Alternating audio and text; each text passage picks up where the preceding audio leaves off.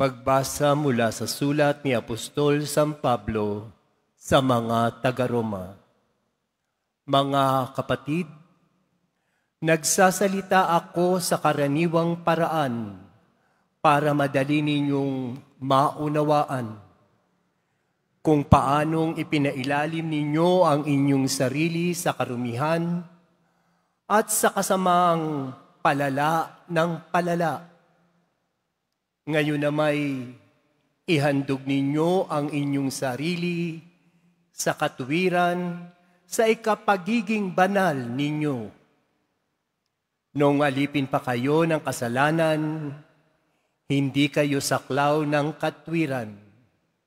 Ngunit ano na nga ang napala ninyo sa mga bagay na iyon na ikinahihiya ninyo ngayon? Ang kinauuwian ng mga ito ay kamatayan.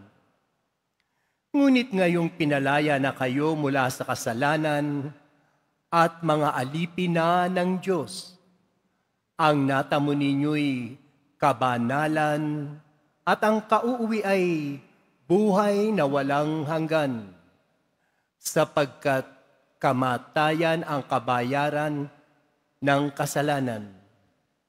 Ngunit ang kaloob ng Diyos ay buhay na walang hanggan sa pamamagitan ni Kristo Jesus na ating Panginoon. Ang salita ng Diyos. Salamat sa Diyos.